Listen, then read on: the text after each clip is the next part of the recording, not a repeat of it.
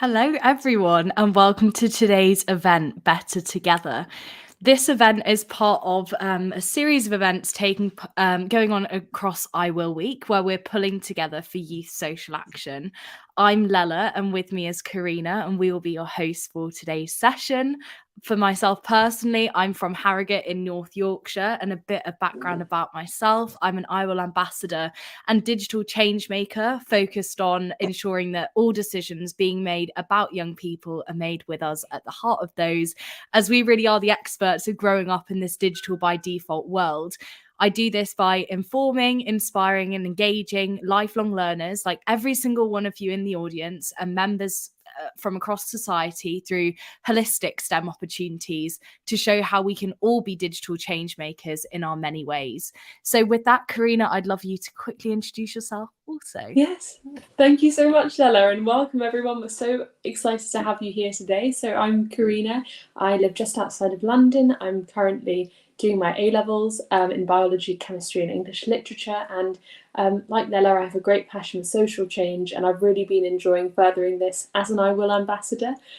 So on the topic of today, we're going to be discussing enabling environments, and I've in the past with my social change have really experienced some really wonderful environments, and we hope that we can share with you how these were formed and how you can go further to create these. And I'm so excited to not just have you co-host with me, but also have you speak a bit more about that grassroots change and that power of that enabling space that you've cultivated at that grassroots level. So just for a bit of housekeeping, during today's session, we'd encourage you all to ask questions using the chat function, share your experiences and also opinions and comments on the topics being discussed. We will have space for question and answer during the last 10 minutes of the session. So if you want to really clearly signpost question 2, and then whoever it is you want to ask the question to, or if it's just an open question, just let us know. We'll keep note of them throughout the session and throughout the presentations and have a real rich discussion to wrap up our hour spent together this evening. More broadly speaking, and to keep the conversation going post-event, you can follow us on social media and tag us on any social media platform of your choice. We're the I Will Movement on Instagram, Twitter and YouTube, and the I Will Movement, one word, on Facebook. All the information on I Will Week more broadly speaking and some of the other fab events that are going on later on this week can be found at www.iwill.org.uk. I always feel like I'm on like a TV competition when I say things like that. I don't know about you, Karina. Let's now move on to our topic for discussion. We'd like to welcome Liv onto the stage, who's going to be our first speaker. She's going to talk about her community change and how she's really benefited from these enabling environments at the community level. So Liv, with that, it's over to you. Hi guys, my name is Liv. I'm 20 years old and I'm from Manchester. I've been a change maker since the age of 12 and my journey started through an amazing organisation called Reclaim. I'm also currently project coordinator at Young Manchester. Next slide, please. My journey started 8 years ago when I joined Reclaim. And if I'm honest, when I joined, 12-year-old me was looking for somewhere to hang out, to get free food and to be somewhere during the half-term holidays. And I never could have anticipated what that would have become. I was a confident person, but lacked the confidence in my own potential. And whilst I knew I had a voice, I didn't know how to use it. And I was really unaware of the power it held and the impact it could have. From age 12, Reclaim has supported me to be confident in who I am and have equipped me with the skills and knowledge to lead change in my community. From leading If We Did This, a campaign tackling the violent language in the House of Commons, to the Hour Pass, a free bus pass for 16 to 18-year-olds in Greater Manchester. Next slide. I feel like I'm doing a conference. Yeah, brilliant. So when I think about how to create genuinely enabling environments, the creation of the Hour Pass is something I immediately think of. It was at one of Andy Burnham's events in 2016 when I realised I was one of the only 2 young people in a room full of adults. And this session was supposed to be co-creating with young people. Whilst the adults in the room probably didn't appreciate me highlighting the large age gap, someone had to, so I did, and I challenged the lack of youth involvement. The pushback highlighted that they were facing challenges getting young people to attend the event. But by this point, I'd been at Reclaim for 2 years, and I could see firsthand how many young people were engaged in their programs. I'd made it clear that getting young people into these environments shouldn't be an expectation. Just because you put working with youth in the session plan, it is not how you do it. It should be embedded in everything you do, from venue to session content. This event was 1 hour and 15 minutes away from my house and 45 minutes away from the city centre via public transport. People. Whilst with me challenging this created the hours, it only focuses on how to physically create enabling environments. Sorry, I'm not usually this nervous, this is weird.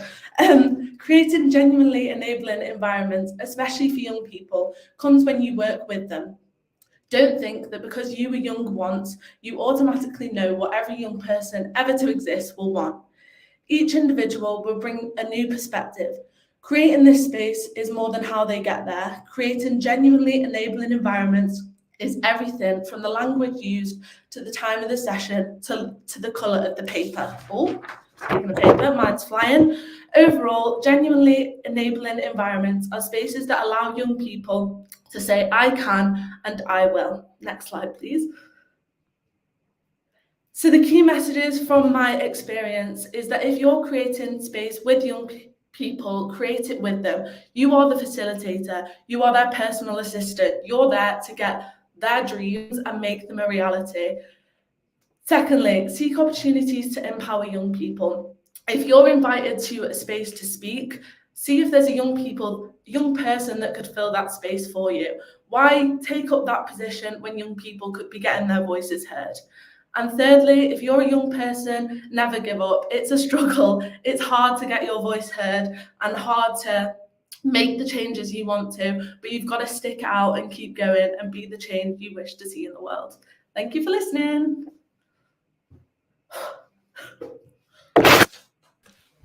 Wow, Liv, thank you so much for that. And I really do hope people go and connect with you on social media, because if they're anything like me, they will have been really inspired by what you did there.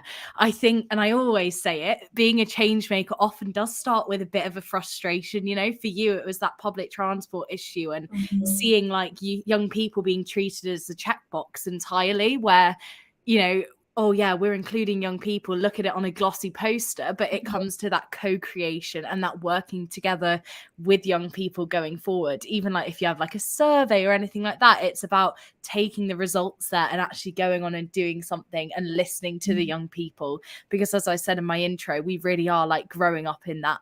We are the experts of growing up in the modern day, and we know exactly those challenges that we're facing, and we have the big ideas and solutions to kind of resolve that, kind of beyond some of those big systems and things which often oppress that innovative thinking. So with that, when you say like a youth enabling environment, let's take it back to that initial definition. What does that really mean to you? So you spoke about kind of in practice and how Andy Burnham kind of as a great mentor definitely created that in your instance. But when like anyone in our audience is listening and wondering how they can create that at that grassroots level, what would you say it would be?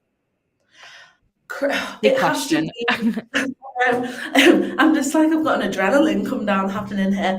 To me, it's where young people can grow and that they feel that they can authentically be themselves and feel free to share how they're feeling. And I think adults often try to create these safe spaces, but it's all based off assumption and not what young people really want or need at that time. And I think when we're enabling young people, it has to be led by them, not as kind of a moral kind of, what's it called when you're trying to get moral gains because you're helping someone. And it needs to be authentic and have young people at the core always, and not tokenistic. Young people in tokenistic roles, it's my biggest pet peeve. And I think when we're trying to create enabling environments, that is something you need to completely avoid, because you won't get a positive outcome and the young people won't feel safe within that space. And how do we avoid that kind of tokenism? What do you think should be done to really kind of avoid that at all costs? Have young people in the space making the decisions with you. If it's a one-on-one meeting you're having with a counsellor, have a young person sat next to you. If you're invited to a speech and it's about what young people are experiencing at the time, ask a young person to come to the event and talk about their experience. We always ask adults to talk about the young people they work with, but why don't we just ask the young people that they work with? It's not difficult, and I think people put a big kind of narrative around young people being inaccessible and we're always on our phones. And well, if we're always on our phones, use social media to make these opportunities available and get us in the space, and really use that negative narrative that you've created to make something positive and enable them to create change. Brilliant. And how would you say that's done? And what are Manchester kind of doing well when we talk about yesterday's theme of like in our hometowns? I think Manchester are really good at maintaining a network. So here at Young Manchester, we have partner organisations and we get to work with their young people, and me being a Reclaim young person as well as a trustee. I get to work with other young people, ensure that we get to come together, because I think there is kind of a competitive side to things that people think young people are just competing with each other to get our voices heard, when in reality we do it together and making those spaces where we can collaborate and share our experiences to make a collective. And I think Manchester's really good at maintaining that network and making youth voice at the core of the city. Yeah, and I think what I've noticed, even when we were on set together filming the In My Hometown film, there was this kind of at all levels. Here today, we're showing grassroots, community, and national environments. And it seems like similarly, Manchester are contributing to all three of those, whether it is like young people in leadership or it's initiatives at the grassroots. It seems like it's all kind of being uplifted and young people locally are genuinely being enabled there. Let's talk more about some of the challenges that you overcame. I know for many people in our audience, they might kind of think about what you did, where we saw that tweet from Andy Burnham. It was like you heckled it, like came over to him and was like, we need to change this. Like, what do you know now as a change maker that you wish your younger self knew? That I don't have to cry at every given opportunity. I think younger me was definitely really afraid to voice my opinion. And I remember I was doing some street work once, and someone actually said to me, if you were taller, I'd listen to you.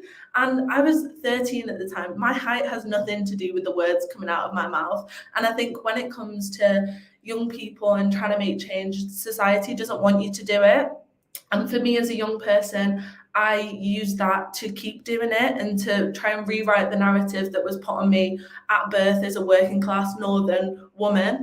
And I think that's the most important thing that younger Liv needs to be told, is that nothing that society says you can't do, like there is nothing that you can't do. You can do it all. And even if that means you've got to do it on your own, you can do it, and just silence them all with your work.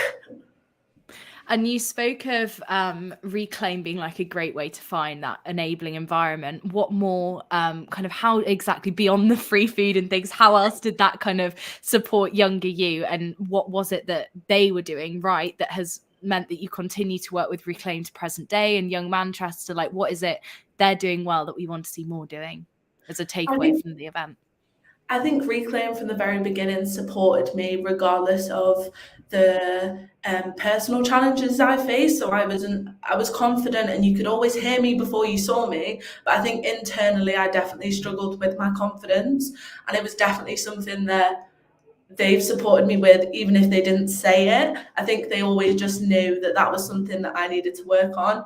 And I think to this day, when it comes to events, they always share them with their young people. So I know some young people are going to the Commons next week or soon to speak about oracy skills, and they're always putting young people in environments, again, that society says that they shouldn't be in. And I think that's the most important thing about Reclaim as well, is that they're enabling working class young people to be everything that society says they can't be. And that's a real powerful thing for my journey as well, is they help me to identify who I am and the power that my identity has in society and the impact that I can have. So all the love to Reclaim always.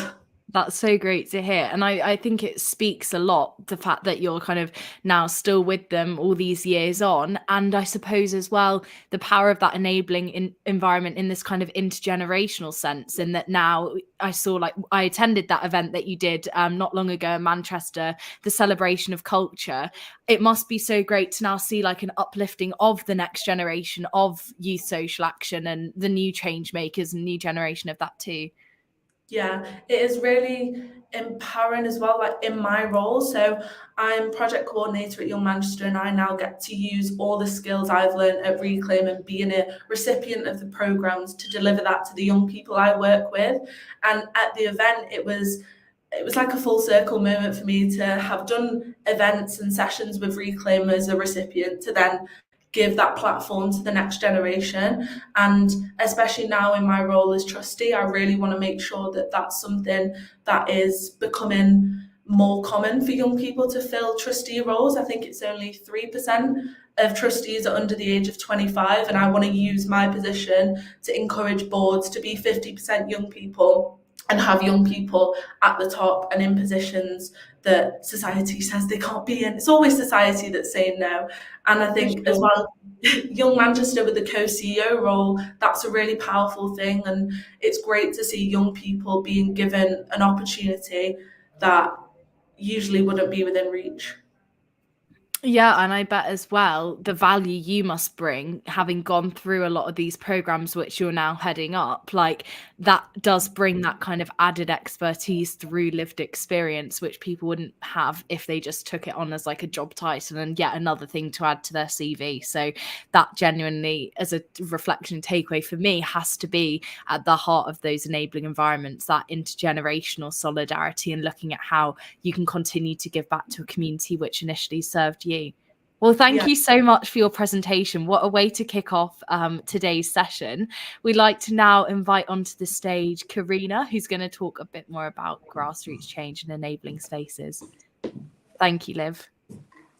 Yes, hello everyone, and a massive well done to Liv. I'm so thoroughly inspired and so pleased to be talking to you today about grassroots change and what makes an enabling environment at that level. So I'll start by just giving another short introduction of myself. I'm Karina, I'm 16, I live near London, and I'm currently studying my A-levels in biology, chemistry and English literature. And I have a great interest in medicine, and I'm sure like many young people here today, or many people generally, I have a great enthusiasm for social action, seeing how we can make our world better, our communities better, even on the local level. That's so important, and grassroots change especially. So working together on a community level, on a local level, to start initiatives, to start that community and national change. It's so important. And I'm really passionate about especially using it to help the environment, to help technology, and I've done so in the past. So if I could go to the next slide, please. Thank you so much. So this is just a bit about my journey, very briefly. So I started off in lockdown, like many people, still doing my schoolwork, but not exactly sure what to do with all of my time. So I joined the STEMET Society. So we can see in the middle there's a picture of the wonderful STEMET's youth board, and it's a really wonderful place. I found a very enabling environment where I've been able to work with other young women, especially, and non-binary people, to kind of further our interest in STEM. And through them, I learned about IBMZ, and I worked with them to create enabling environments for other young people and to create events surrounding technology and how we can make it more accessible and more interesting for a wider group of people internationally. And moving on from there, I've also been enjoying being a part of the Medic Mentor Wider Reading Club. So I've been on their committee, organising their debates, helping with coordination, really trying to spread an enthusiasm. And overall, I think my social action so far has been on getting people into education, increasing that enthusiasm and making sure that young people are involved. Next slide, please. So a little very relevant bit for our topic today. So I think many people might have ideas about what makes an enabling and challenging environment. So it's so important in an environment to have diversity. I think that's very clear.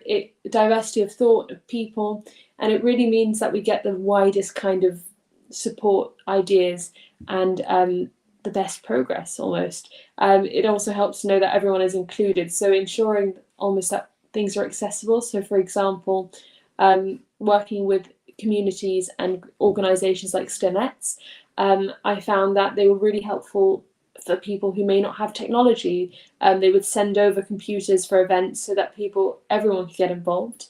And people like Medic Mentor, we've got a huge diverse range of people from all across the country.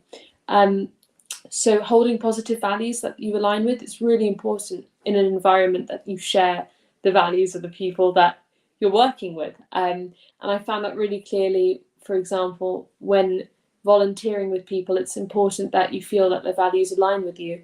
And if you find that some values don't align with you, question it, I would say. Speak up about it. Try and make that change. And another thing that I found really valuable in lots of the environments I've worked in is the pure enthusiasm. So in the VOL community, there's a huge enthusiasm for social action. And I've been able to combine that with my enthusiasm for bridging the classroom and industry when we're looking at technology. And that's helped me to speak at events like this and to be able to connect with everyone and elevate grassroots change. And of course, it's so vital that there's a support for growth and learning. And if you feel like you're not supported for the growth and learning, I would say it's really important to go out, ask anyone around you for help, use your resources, I think. So moving on to the other side of things that I found in the past have made an environment challenging. So poor accessibility, that's always an issue, I think, when they don't take into account people of all kinds of neurodiversities and different abilities. And I think that is so important, especially hosting events and outreach programs online, to make sure that everyone has access to technology, to Wi-Fi. And yes, that's really important. Furthermore, for things that make things challenging, I would say a lack of communication. That can be a very difficult, very common issue. And I found often working on actually international projects. So, for example, when I worked with IBM-Z, it was such an amazing opportunity, a really good environment, but sometimes because of time differences and working with an international community, there would be little communication slip-ups, but that did make us eventually a stronger environment because we worked on it. We looked at how we could fix problems, how we can make an environment that was more accessible for all of us. And also, something that can be very tricky is when you're making especially a grassroots initiative, when you're taking that change, taking something that you're passionate about, it can be hard to go forward without a lack of community support. And I think what's important is trying to find like-minded organisations. So perhaps they don't have the exact same aim as you do, but they can support you, you can work with each other, bounce off ideas, increase your diversity. And of course, it's so important that everyone is working as a team. I've been very lucky to work in teams with IWIL, with STEMettes, with Medic Mentor, and I think that it's important to surround yourself with people who are enthusiastic and willing to help, and that will really further change, especially on a grassroots level. Next slide, please. So my key messages, speak up. I mean, it's always easier said than done, but really most people out there are there to support you. They want you to do well. They want to hear what you have to say. And I think I've been told by someone who's very good at this kind of thing, actually Lela, don't wait for the opportunities to find you, find the opportunities. And that's important. Sometimes it can be harder to access them depending on what opportunities you've been given. But I'd say going online, having a search of kind of student action projects, ways that you can get involved, or even talking to teachers at your school or people who support you in your workplace, about how you can create change, how you can work with them, that's a brilliant thing to do. So that leads me nicely on to get involved, shape the environment that affects you. So even at a grassroots level, any change that you want to make is still so vital. And I found, for example, in my own school, I started an eco committee because of concerns about the environment, and I did that with teachers, with friends, with the school community. And I think if you split the work up, if you do it all together, it really makes things easier. And finally, share your skills forward. If you do get a platform, if you do get a chance, if you make that opportunity for yourself, don't be scared to speak. It's easier said than done. I've certainly been scared before, but industry leaders want to hear from you just as much as you want to hear from them. And really, one of the places that I feel I've learnt most is being mentored and giving mentorship.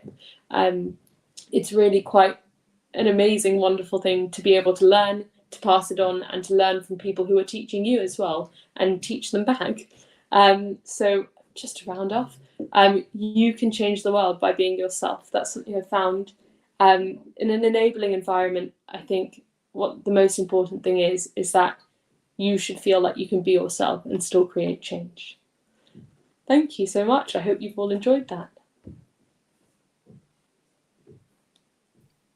Oh, Karina, thank you so much for that. A great second presentation, kind of taking what Liv was talking about at this community level, supporting everyone, and then taking kind of all of these different projects you've worked on to tell us how you've then applied that to make grassroots change and those around you. So my kind of 3 takeaways, I've been making a few notes, that's the way I am. I think what I took away from this was your mention of purpose and passion as a way of uniting and kind of fulfilling that social impact.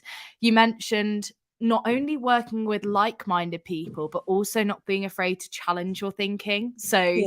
I know I said it, I hosted a COP27 Instagram live on Monday morning to open IWIL Week. And I was saying on there, I never saw myself as like a climate activist or anything like that. But it was hearing from other people through being a part of the I Will movement that's enabled me to kind of gain this understanding and the importance of us all working together. And that ties back to the overriding theme of, are we really working together? So yeah, I think it was similar to what you said there, like having that interest in tech and then having that interest in medicine and then being a student and bringing all of those experiences together. And then also to kind of close, you spoke on the kind of two-way win-win situation between industry and adults and others listening to the youth voice, and how that's not just a perk for us, but it actually benefits everyone. So with those 3 takeaways in mind, I suppose if we go from the start, what to you, like when we speak of an enabling environment, what role does mentorship or having like the people, what role do they kind of play in creating that space? Yes, that's a brilliant question, and I think that grassroots communities, on a grassroots community and national level, the change, the social action is shaped by the people involved. And I think it's so important that we have this exchange through mentorship of knowledge, because in the past I found that you learn from your mentor, but you also teach them in a way. You're both learning. It's a nice journey, and I think that in an enabling environment, the main aim is to feel comfortable being yourself, making change. And to be able to do that, you have to be constantly learning, and constantly learning by learning from others, giving back to others. It's a wonderful, wonderful cycle. Yeah, and I said that at the start, like to me, the power of lifelong learning and this kind of being a continued thing. So we've got the new podcast as well, that being called Conversations for Change. If you really want to make a difference and you want to kind of cultivate this enabling environment, it genuinely does start with those individual questions, saying, why is something like this happening? In Liv's case, why is, transport this expensive or this inefficient? So there really is that power in those peer-to-peer relationships, just as much as there is at that intergenerational scale, which was touched upon. To you, we have enabling environments coming together of like-minded individuals, but how have you kind of been a lifelong learner and been open-minded to the challenging of your thinking, and how has that then enabled you to create these better environments in turn? Yes, good question. So I think I was always saying it's important to have like-minded people in the base values, but it's also, as you were saying, it's important to have diversity in thought as well, and in ideas. I think that means that people challenge each other, and in my own roles, I feel just having discussions, having workshops, having kind of places where we can all talk, contribute, and feel safe and heard. It's You feel more empowered to gently challenge someone or discuss something with them. And I think that it's important to have the confidence to know that it's okay if you don't necessarily agree with everyone's ideas, as long as you treat their ideas with respect, you work on reforming them, reshaping them, and combining everyone's involved. And then that comes back to the final point, talking about this intergenerational and that kind of solidarity there. It's if we all come in with what I often call rebel ideas or diversity of thought, or it's formally called like cognitive diversity, where we're all thinking differently and bringing in those different experiences, we're ensuring that we're not just creating a one size fits all solution, because similar to young people, we aren't all homogenous. There's more than one youth experience. So it's making sure that, you know, when you are a change maker or you are representing a youth voice, it's looking at how you can then kind of bring even more seats to the table once you've kind of got that youth foot in the door. For you then, coming off of that, what importance do you see in kind of purpose and passion? You spoke on the importance of values, but how do you feel such topics can kind of unite us and create these enabling spaces? Yes, another good question. I think it's so important to be able to not only be the enthusiasm, create that enthusiasm, but also go forward and help other people feel enthusiastic about it too. I think that it drives our projects. Obviously, you can't have, you need organisation, you need the teamwork, but the enthusiasm is really the spark that lights up and drives all of youth social action. And I think that it's so important that everyone still takes each other into account in their enthusiasm, and that different enthusiasms are shared, and that everyone is considered in that way. That's fabulous. Thank you so much, Karina. I don't know if you had like a small closing word, closing snippet. You gave us those 3 key takeaways, but anything you want to just add to as a reflection of this kind of follow-on conversation? Yes, absolutely. Well, thank you so much. I've really enjoyed speaking. It's been inspiring to hear from yourself, from Liv, and to also be able to discuss what makes an environment enabling, because it's so vital that young people feel accepted and that they can access opportunities. And it's really wonderful to see that multi-generational work is happening and occurring right now. Yes, that's it. It's that notion of I can and I will. See what I did there? I Always on brand. Yes, very on brand. Thank you so much, Karina. It's been wonderful hearing more about your youth social action and so much more to come. And with that, Claire is now going to join us to talk about her social action at this national level. Claire, the stage is yours. Hi everyone, my name is Claire. I am 18 and I'm also from Manchester, just like Liv. Actually, Liv is living legend in the city of Manchester because of the way that the Hour Pass has not just saved money, but really united communities together. This world of social action has really changed my life, and I am really happy that this is what I get to do and that I get to bring other people along for the journey too. Next slide, please. So, goodness, my journey of social action.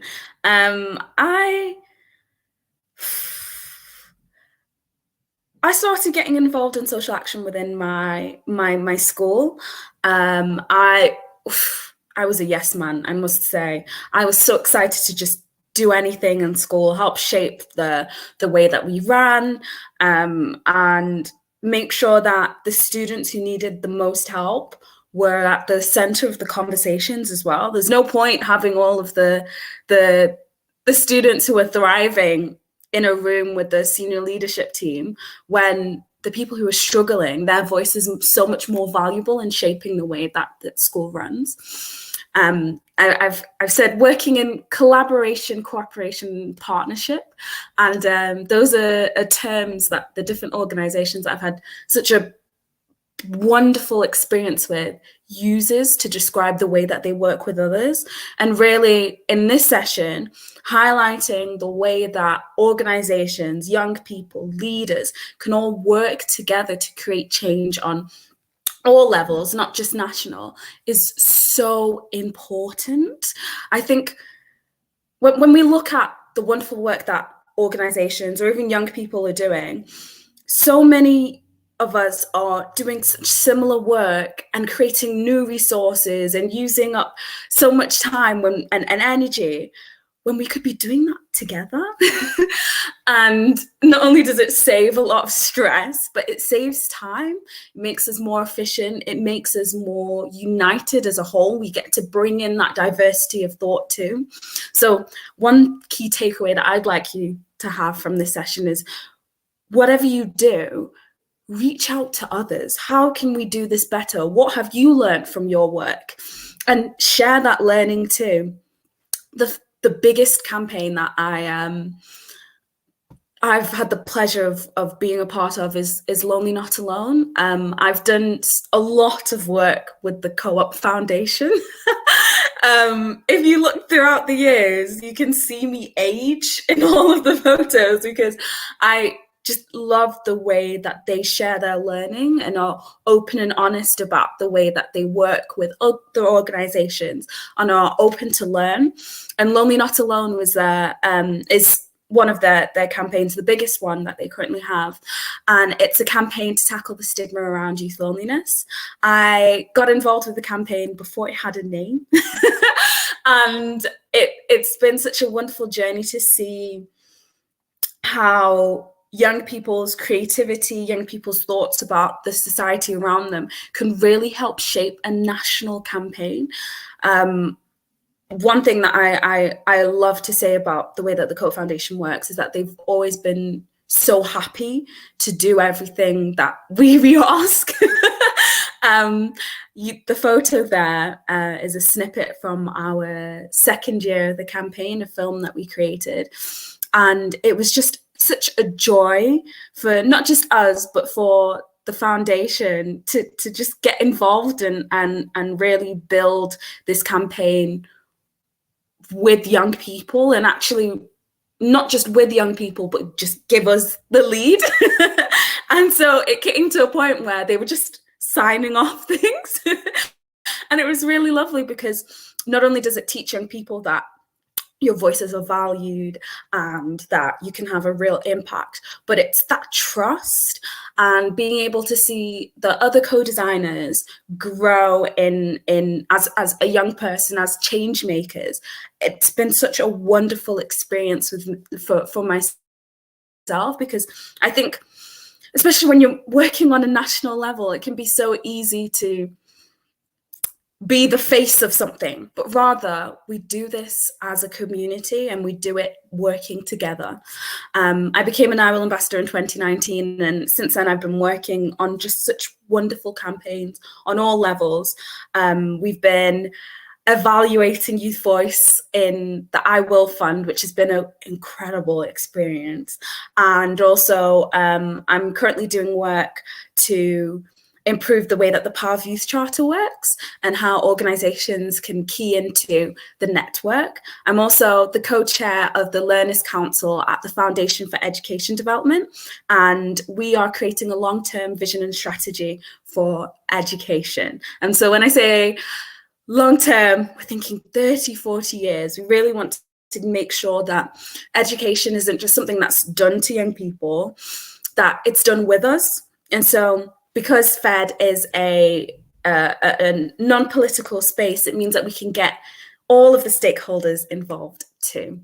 The power of lived experience, the ambassadors, the young people, the change makers that I know, lived experience is such a powerful thing to use. I think if you grab anyone off the street and ask them to comment on statistics, it can be really difficult to get that connection. But when you share stories, case studies of how movements, organizations, programs, initiatives have changed and improved the lives of not just young people, but the wider society, it really connects to our hearts too. Next slide, please. Oh, so what makes a youth enabling environment? Just have us in the conversations, have us in the room at every single point. I think sometimes there's an assumption that young people will find something boring, but really, have you asked? And it's just as simple as that. When we exclude young people from the conversation, whether intentionally or unintentionally, it means that the project becomes further and further away from what young people want.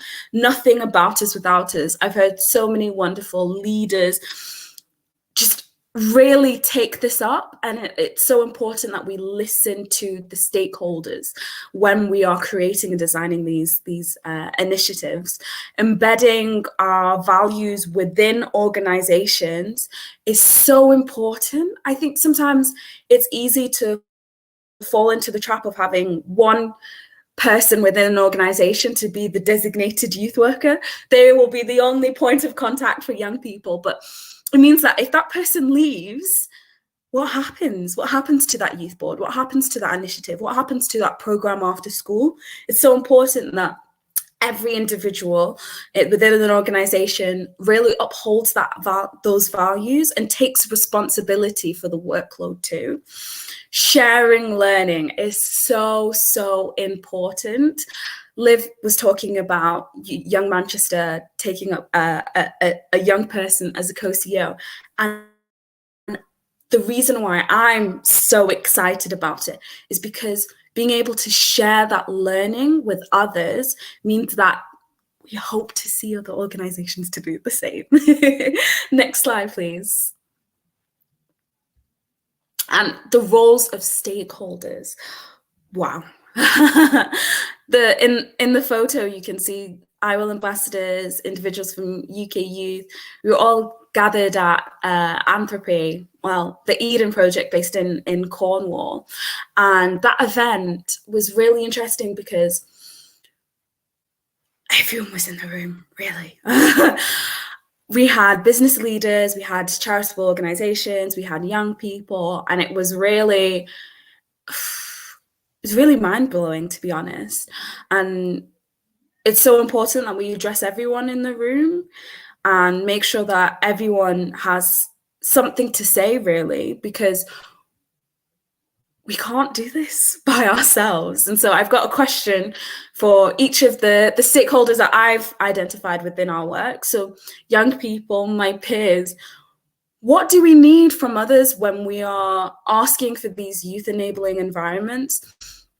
How can we request it? How do we urge the networks around us to really make meaningful social action available to us?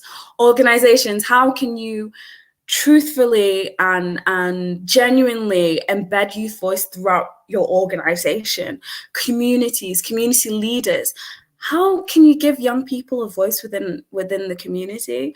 I love hearing Liv's story because I think it is such a great example of why it's so important. It really has helped shape lives, and from my peers within Manchester, we've saved so much money, and it's meant that so many of us have been able to reach higher education in a way that we might not have if that wasn't provided. And the big guns, government, what barriers are there to young people engaging with social action projects, and really, how can we make sure that those barriers aren't there? Thank you so much. Next slide, please. Please have my socials. I love talking about this, but really, I love making action too. You can follow me on Instagram, Twitter. I'm also on LinkedIn. But really, how do we keep this conversation flowing? And how do we make sure that there are tangible things that we do after today? Thank you. Thanks so much, Claire. What a presentation to wrap up our session with. I particularly liked my English literature self, that rule of three being collaboration, cooperation, and partnership, and the importance that that plays in creating these genuinely enabling spaces. Karina, I don't know if you had a question for Yes. Claire before we bring Liv back on stage and have a concluding Q&A.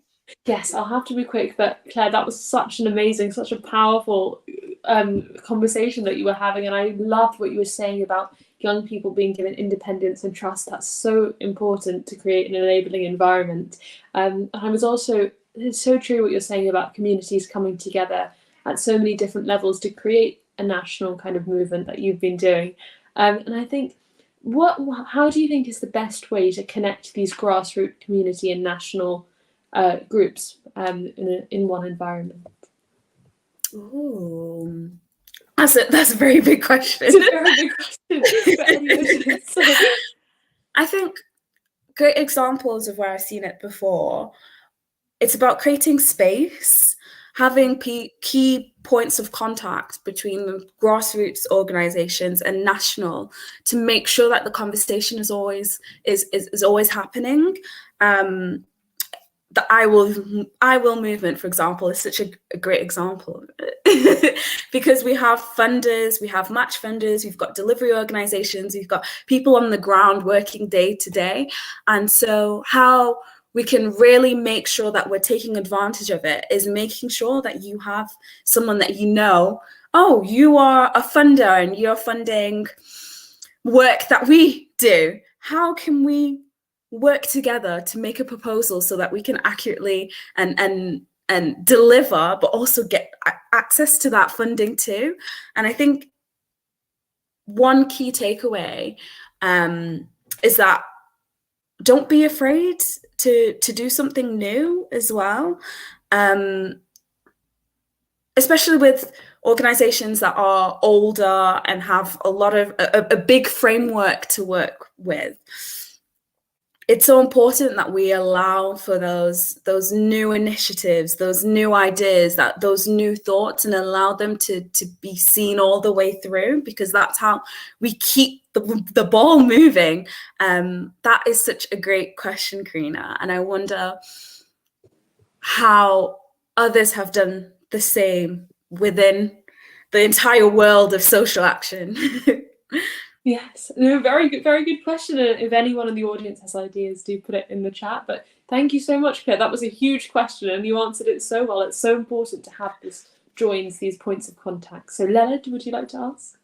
Yeah, absolutely. I think the question I asked Liv, and we got an interesting answer, and I'd like to get your take on it as well, Claire. What is it that you now know? You mentioned kind of continuing to work with Lonely Not Alone and aging in those campaigns, which are really beautiful. I was having a look today, I must say. I'd love to know, what is it you now know years down the line of your social impact journey that you wish your younger self knew? And also, let's talk a bit more about the future. What more can be done to ensure that we keep going upwards and we're better together in that sense?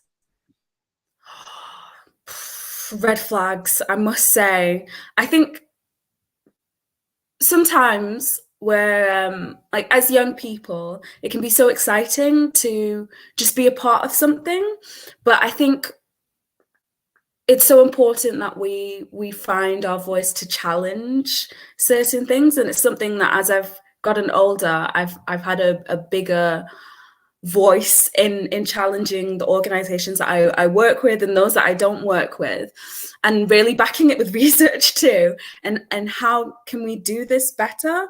When I was younger, I was often the only young person in the room, which is like a completely scary thought now. Like, why was I there?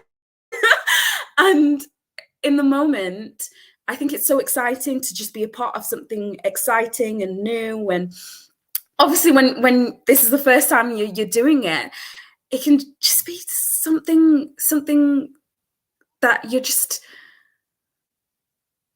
really excited to be a part of. But I think mentorship goes a long way, and that's something that I'm really focusing now. How can I raise the next generation of young leaders, young change makers, and also support my peers too? There is this real sense of people power coming out of all of this, and I think it is actually that force for good that underpins and kind of is the golden thread across those three environments that we've looked at through today's session. I'd love to bring Liv back into the stage to take any questions we might have from our audience, but also for some kind of closing remarks. Liv, you've had the pleasure of then getting your speech out of the way and listening on. Have you got any reflections you want to share? Now I'm calm and the nerves are settled. I think it's just really great, not only that obviously Claire's from Manchester too, but to see and share this space with you guys and hear your reflections on how to create genuinely enabling environments. I think it's really interesting as well to see the projects you guys are doing, and also just to see 4 amazing women in this space and doing and being the change and representing. That's been really empowering and powerful for me to hear.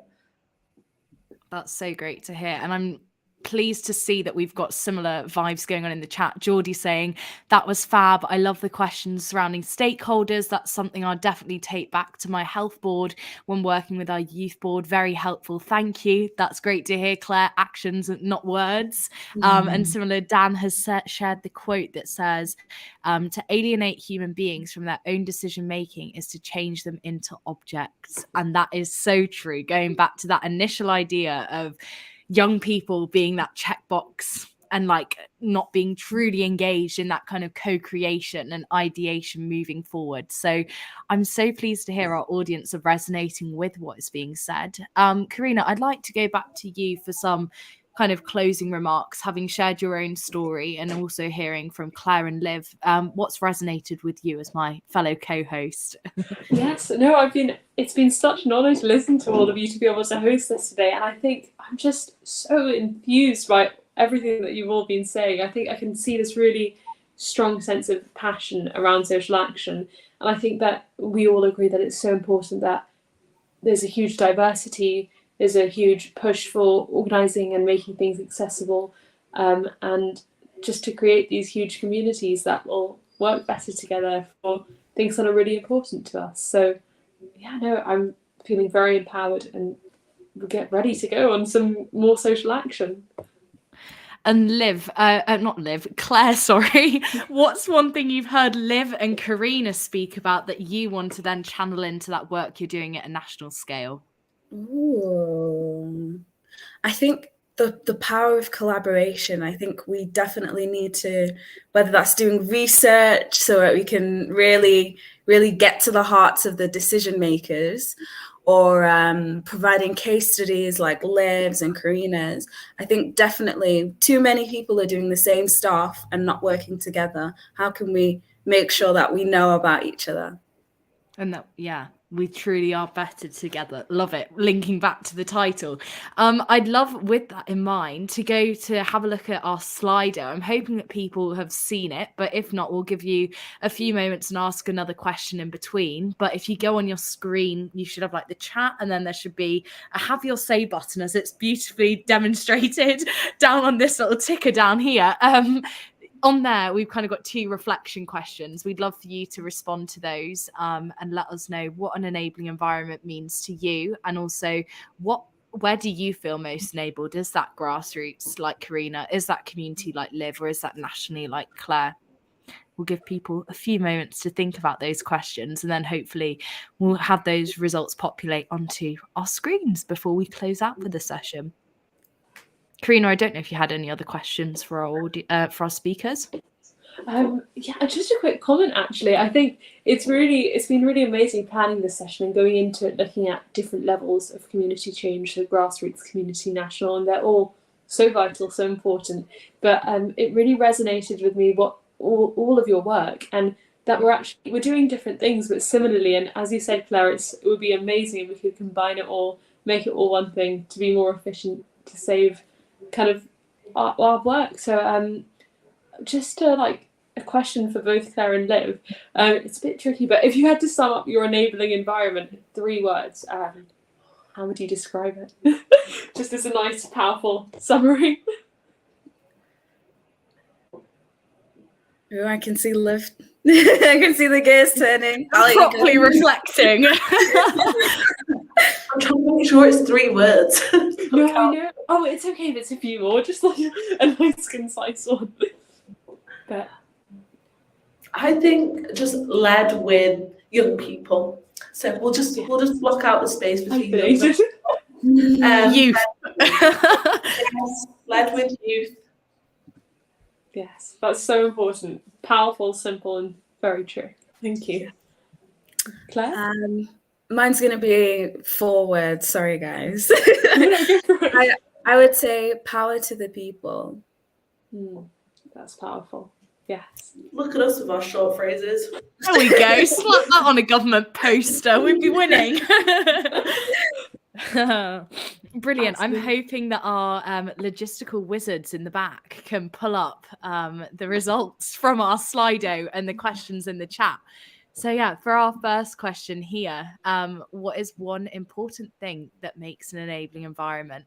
And it's so great to see, I think, aligned with what our speakers were saying, that power of values and energy, and not just, we always talk about working with like-minded people, but something I think I've personally reflected on here is the power of challenging your thinking and not being afraid to be unapologetically yourself, but also welcome that cognitive diversity in the decision-making process. And then that ties nicely into that diversity and inclusion element where, we're not just having young people as a checkbox or having them on a youth board and having them kind of away, but rather looking at how we can then learn from what the youth board are coming up with and bring that into the main board and, work and progress forward in that way. It's so cool to see it moving along at live in real time. People are really reflecting as we speak. And I think if we flip over to the second question, which was, where do our audience feel most enabled?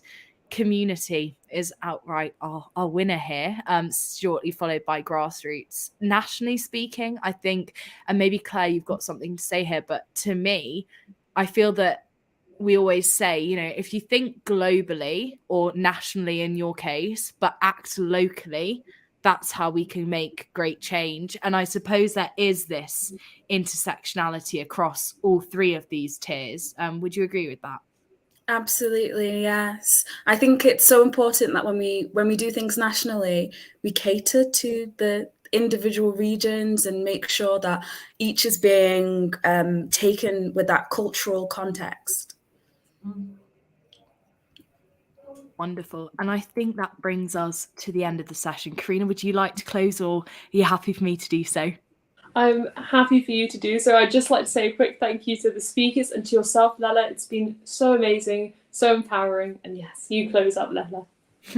So yeah, with that, thank you everyone. This is all we've got time for today. I want to thank our speakers, Liv, Claire and Karina, as well as all our incredible people at iWill who've helped make this big idea of mine and Karina's a reality and allow us to bring in such incredible young change makers. It truly has been a pleasure to moderate this discussion. I'd like to also thank you all for joining us, for sharing your experiences, participating in the chat, and for everything you're doing to support youth social action. Just being here, I think, speaks huge volumes, and that you really are taking a moment to welcome that youth voice and think about what it is you can do to not just leave today's session feeling inspired, but really take that forward and, turn this into real actions. Please do provide us with feedback, as this will help us improve what we do between now and the next iWill week. And also don't forget to keep the conversation going by chatting with Claire, Liv and Karina on social media, as well as us at the iWill movement.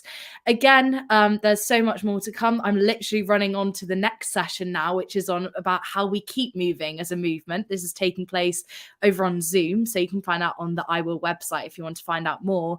But there's so many more events to come. So if you've enjoyed this one, it's likely there's something else planned later this week that will be of interest. But moving beyond I Will Week, our website's kind of a great hub for youth social action and to find out so much more about what it is you can do to ensure that youth voice is uplifted moving forward. So yes, thank you all for joining us. It's been a pleasure. I've been Lella. I'm from Harrogate in North Yorkshire, and goodbye.